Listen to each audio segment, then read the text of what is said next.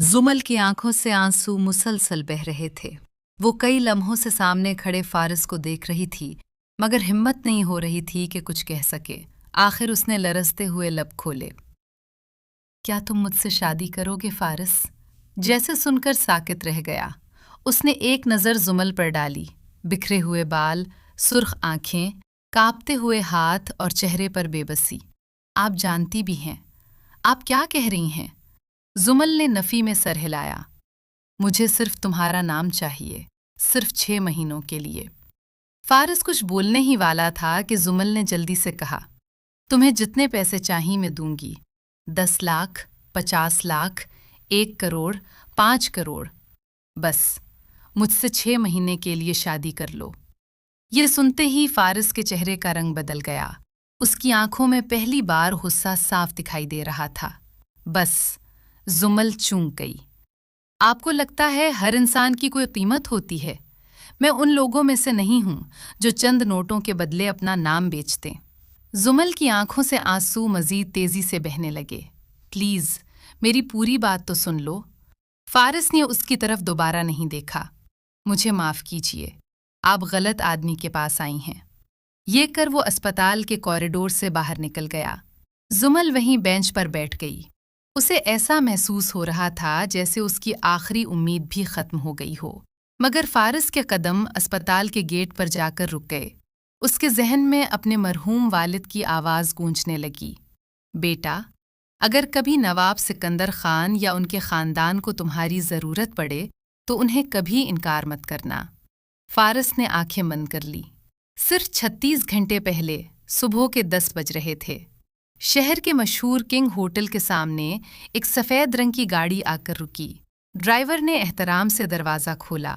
जुमल गाड़ी से नीचे उतरी। सादा मगर नफीस लिबास, हल्का सा मेकअप, चेहरे पर ऐसी मुस्कुराहट जो देखने वाले का दिल जीत ले। किंग होटल सिर्फ एक होटल नहीं था, वो नवाब सिकंदर खान की बरसों की मेहनत का नतीजा था। और आज उस होटल की हर छोटी बड़ी जिम्मेदारी जुमल भी अपने दादा के साथ संभालती थी। जैसे ही वो अंदर दाखिल हुई, पूरा स्टाफ एहतराम से सीधा खड़ा हो गया। अस्सलामुअलैकुम मैम। जुमल ने हमेशा की तरह मुस्कुराते हुए जवाब दिया। वालेकुम अस्सलाम, सब खैरियत है जी? अल्हम्दुलिल्लाह। इसी दौरान एक नया वेटर जल्दी में आते हुए काफ़ी का कप गिरा बैठा। वो बुरी तरह घबरा गया। सॉरी मैम, मुझसे गलती हो गई।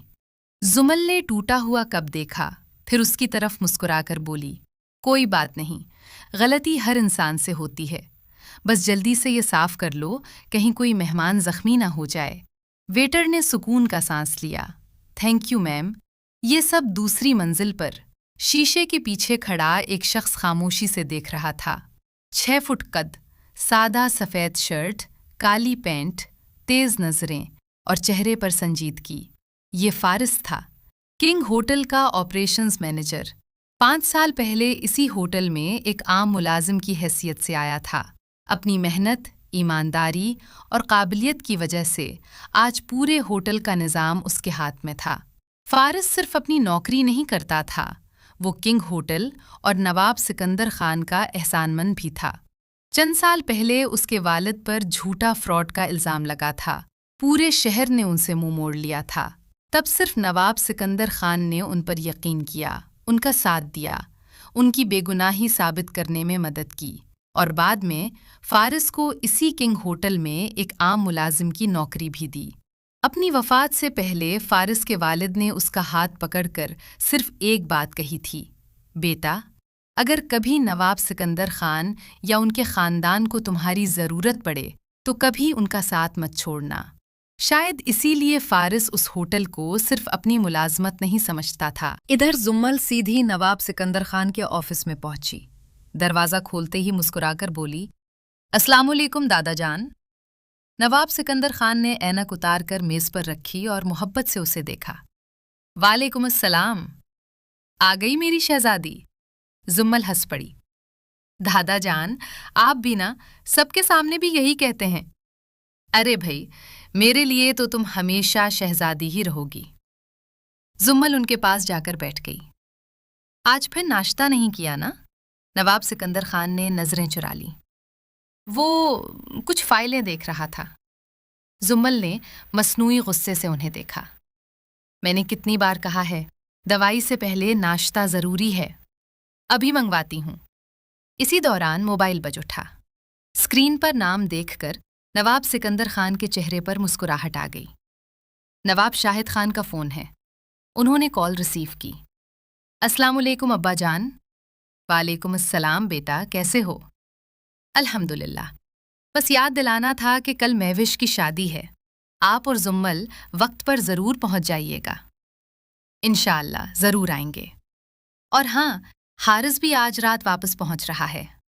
یہ سنتے ہی زمل کے ہاتھ بے اختیار رک گئے۔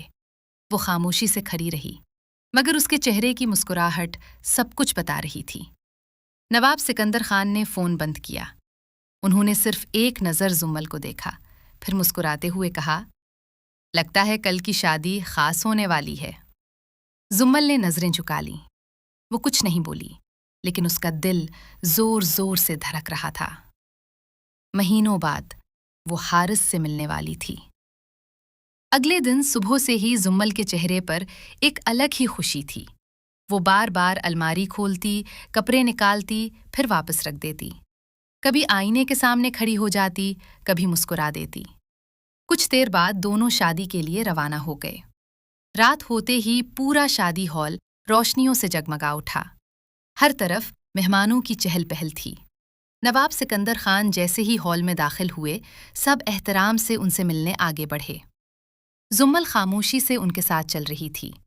اس نے آج ہلکے سبز رنگ کا لباس پہنا تھا، چہرے پر ہلکا سا میک اپ، اور آنکھوں میں صرف ایک انتظار، حارث کا۔ کافی دیر گزر گئی۔ وہ بار بار ہال کے دروازے کی طرف دیکھتی، پھر مایوس ہو کر نظریں ہٹا لیتی۔ نواب سکندر خان رشتہ داروں سے ملنے میں مصروف ہو گئے۔ ادھر زمل نے موبائل نکالا۔ کئی لمحے حارث کا نمبر دیکھتی رہی۔ آخر اس نے ہمت کر کے کال کر دی۔ 2 بار گھنٹی بجی۔ تیسری گھنٹی پر کال اٹھ گئی۔ السلام علیکم۔ وعلیکم السلام۔ حارث، تم کہاں ہو؟ راستے میں ہوں۔ سب تمہارا انتظار کر رہے ہیں۔ بس 10 منٹ۔ زمل کے چہرے پر بے اختیار مسکراہٹ آ گئی۔ اچھا، جلدی آنا۔ ہاں، اتنا کہہ کر حارث نے کال کاٹ دی۔ زمل نے فون سینے سے لگا لیا۔ صرف چند سیکنڈ کی بات، مگر اس کے لیے یہی کافی تھی۔ وہ بچپن سے حارث کو اپنا ہونے والا شوہر مانتی آئی تھی۔ اسے یقین تھا، شادی کے بعد حارث بدل جائے گا۔ وہ بھی اس سے اسی طرح محبت کرے گا جیسے وہ برسوں سے کرتی آ رہی تھی۔ اچانک ہال کے باہر ایک سیاہ رنگ کی گاڑی آ کر رکی۔ کئی مہمانوں کی نظریں دروازے کی طرف اٹھ گئیں۔ زمل کا دل بھی زور سے دھڑکا۔ گاڑی کا دروازہ کھلا۔ حارث باہر اترا۔ مہنگا سوٹ، ہاتھ میں گاڑی کی چابی، اور چہرے پر پہلے جیسا ہی غرور۔ زمل کے لبوں پر مسکراہٹ آ گئی۔ اس نے بے اختیار ایک قدم آگے بڑھایا، مگر اگلے ہی لمحے حارث دوبارہ گاڑی کی طرف مڑا۔ اس نے گاڑی کے اندر ہاتھ بڑھایا اور نہایت احتیاط سے گاڑی سے ایک لڑکی کو باہر اتارا۔ وہ لڑکی نہایت خوبصورت تھی، سادہ مگر قیمتی لباس، ہاتھ میں مہندی اور چہرے پر نئی دلہن جیسی شرمیلی مسکراہٹ۔ حارث نے اس کا ہاتھ مضبوطی سے تھام لیا۔ زمل کے قدم وہیں رک گئے۔ اس کی مسکراہٹ آہستہ آہستہ غائب ہونے لگی۔ اس نے خود کو سمجھایا، شاید یہ کوئی مہمان ہوگی، لیکن پھر حارث نے اسی لڑکی کے کندھے پر اپنا ہاتھ رکھ دیا۔ دونوں مسکراتے ہوئے ہال کے اندر داخل ہوئے۔ زمل کے دل میں عجیب سی بے چینی پیدا ہونے لگی۔ اسے کچھ سمجھ نہیں آ رہا تھا، آخر یہ لڑکی ہے کون؟ ادھر نواب سکندر خان بھی۔ سب کی نظریں اسی طرف جاتے دیکھ کر مڑ گئے۔ انہوں نے بھی حارث کے ساتھ اس لڑکی کو دیکھا، مگر وہ بھی خاموش رہے۔ چند لمحوں بعد حارث سیدھا اسٹیج کی طرف بڑھا۔ سب لوگ اس سے ملنے لگے۔ زمل بھی آہستہ آہستہ ان کی طرف چل پڑی۔ اس کے دل کی دھڑکن ہر قدم کے ساتھ تیز ہوتی جا رہی تھی۔ اسے ذرا بھی اندازہ نہیں تھا کہ اگلے چند لمحوں میں اس کی برسوں کی دنیا بکھرنے والی تھی۔ زمل ابھی چند قدم کے فاصلے پر ہی تھی کہ حارث نے مسکراتے ہوئے اپنے ساتھ کھڑی لڑکی کی طرف دیکھا، پھر سب کی طرف رخ کر کے بولا، آپ سب سے ملو۔ چند لمحوں کے لیے پورا ہال خاموش ہو گیا۔ حارث نے فخر سے اس لڑکی کا ہاتھ تھاما۔ یہ میری بیوی ہے۔ زمل کے قدم وہیں رک گئے۔ اسے لگا شاید اس نے غلط سنا ہے۔ اس نے ایک بار پھر حارث کی طرف دیکھا، پھر اس لڑکی کی طرف، پھر دوبارہ حارث کی طرف۔ بیوی؟ حارث نے ہلکی سی مسکراہٹ کے ساتھ سر ہلا دیا۔ جی، میری بیوی۔ ہال میں کے کھڑے سب لوگ ایک دوسرے کا چہرہ دیکھنے لگے۔ نواب سکندر خان اور نواب شاہد خان بھی حیران رہ گئے۔ زمل کی آنکھوں میں آنسو اترنے لگے۔ وہ آہستہ آہستہ حارث کے قریب آئی۔ حارث، یہ تم کیا کہہ رہے ہو؟ ہماری منگنی؟ حارث نے اس کی بات مکمل ہونے سے پہلے ہی کہا، منگنی تھی، شادی نہیں ہوئی تھی۔ زمل کو جیسے یقین ہی نہ آیا، لیکن بچپن سے سب کو معلوم تھا۔ دادا جان نے… حارث ہلکا سا ہنس دیا۔ زمل، بچپن کی باتوں کو میں اپنی پوری زندگی کا فیصلہ نہیں بنا سکتا تھا۔ زمل کی آنکھوں سے آنسو بہنے لگے۔ اگر تم شادی نہیں کرنا چاہتے تھے تو ایک بار مجھ سے کہہ دیتے، میں خود راستے سے ہٹ جاتی، مگر تم نے یہ سب میرے ساتھ کیوں کیا؟ حارث کے چہرے پر کوئی افسوس نہیں تھا۔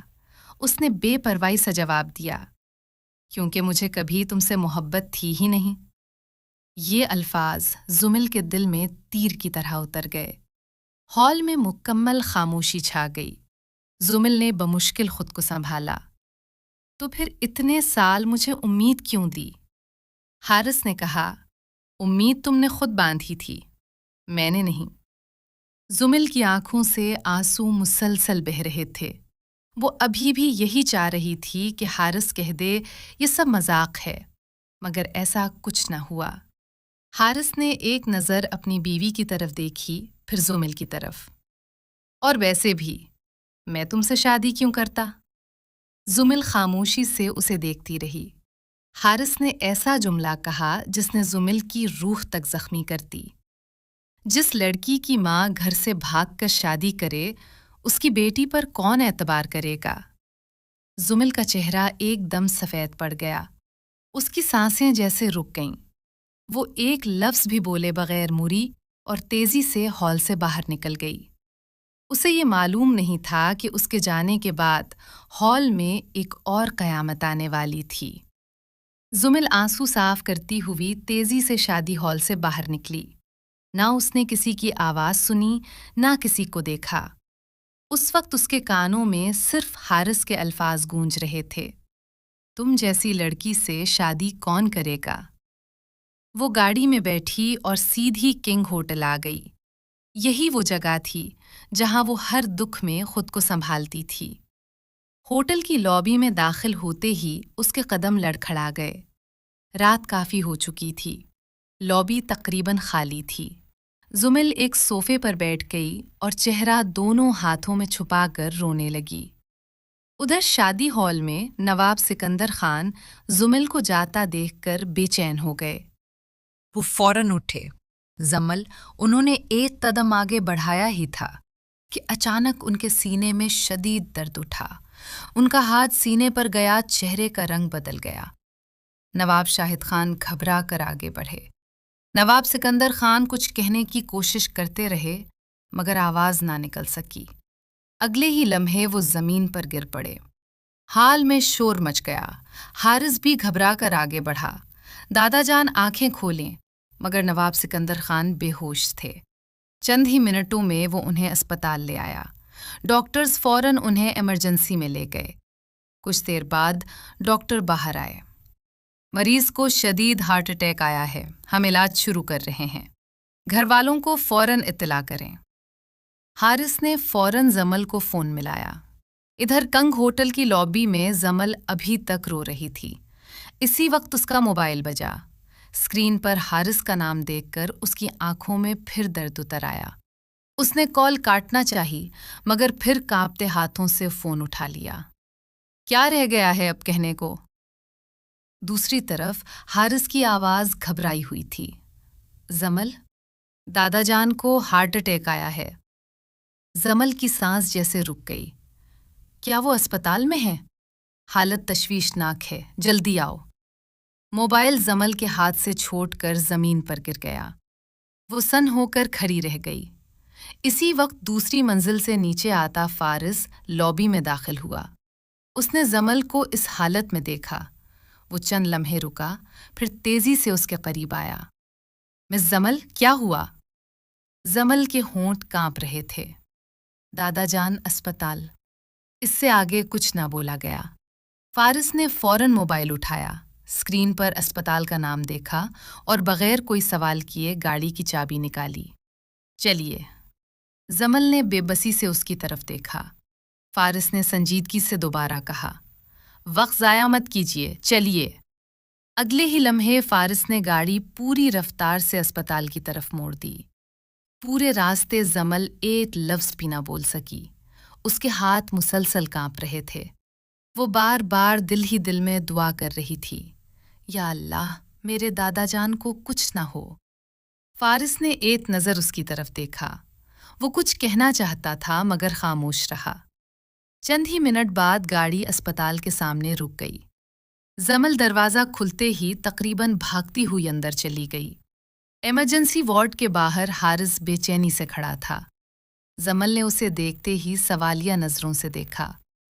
दादा जान कहाँ हैं? हारिस ने इमरजेंसी रूम की तरफ इशारा किया। अंदर हैं, डॉक्टर इलाज कर रहे हैं। जमल दौड़कर दरवाजे तक पहुंची, मगर एक नर्स ने उसे रोक लिया।